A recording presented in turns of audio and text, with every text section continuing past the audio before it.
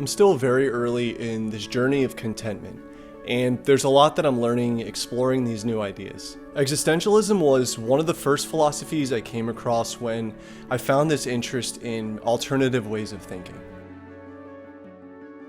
And while it sounds slightly negative by the sound of its name alone, after reading more into it, I found myself thinking about some of its points nonstop. First, if you're new to my channel, thank you for stopping by. Here we talk about minimalism and things of that nature, so if that sounds good to you, be sure to like and consider subscribing. Let's get started. So the exact definition of existentialism is a philosophical theory or approach which emphasizes the existence of the individual person as a free and responsible agent determining their own development through the acts of will. Extremely simplified, existentialism is the idea of questioning one's own existence. Why am I here? What's the point of trying? And before I tread dangerously close to depressing waters, I actually find this kind of exciting.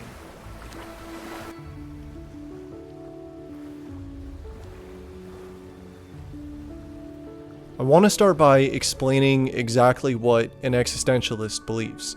And I saw a thread somewhere on Reddit that I thought summed it up pretty well. Imagine you're in an art class, and your teacher tells you to paint a picture of a dog. And you say to yourself, no, I'm gonna paint whatever I want. The teacher is destiny, and your canvas is your life. Existentialists believe you can put whatever colors you want on your canvas that look good to you. Essentially, life is empty until you give it meaning. First thing I want to talk about here is I'm making more of my time. Minimalism has opened so many doors for me just by teaching me to say no, rid myself of the unnecessary, and identifying exactly what I want to do with my resources, be it time or money.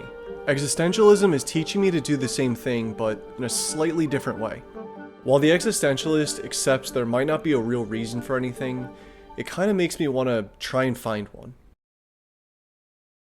There's a popular idea within existentialism that says we get to choose our reason for doing things, and I love that. By now I think I've made it pretty clear that I think we should all do what we want and not let others choose for us. And this belief has only gotten stronger when looking deeper into existentialism. Choosing exactly what I want my life mission to be, and accepting that there will be an end one day. I want to make the most use of the time I have now, and see and do as much as I possibly can. The next thing I want to talk about here is I don't take things too serious anymore. This is sort of a personality trait I've come to realize that I've had for quite a while now, and it wasn't always like this. I actually used to overthink and overreact to inconveniences or unplanned obstacles. And that's just not the case anymore. I know that this trait isn't exclusive to the existentialist, but something that this philosophy goes on to talk about is everything being meaningless.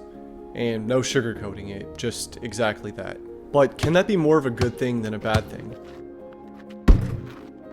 Instead of being born with some predetermined mission or something I felt like I was destined to do, I get to choose that.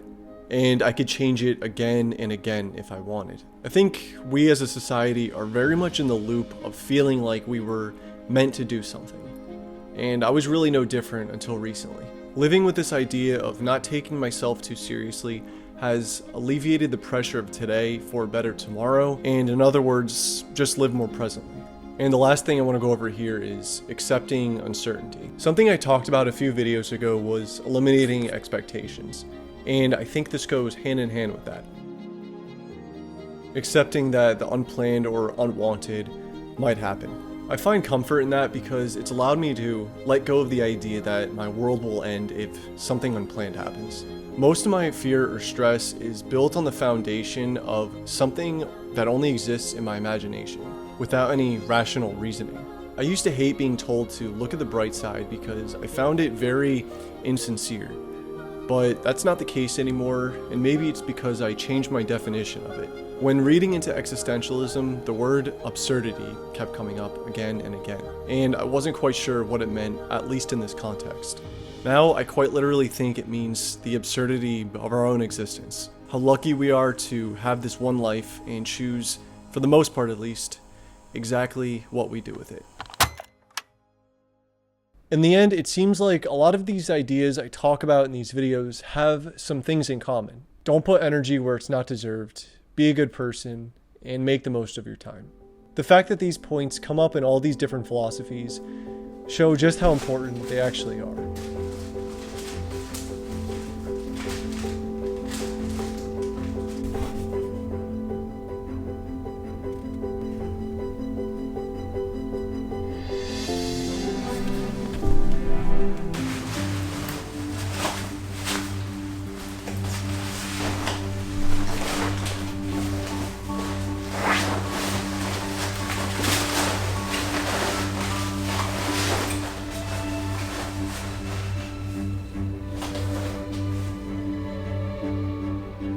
I know this is somewhat off the subject of minimalism, but some of these points have things in common with each other. So if you don't mind, let me know down in the comments if you like this type of video. And as always, thank you for taking the time to watch. If you did like it and you do like this type of content, be sure to like and consider subscribing to my channel. I'll see you next time.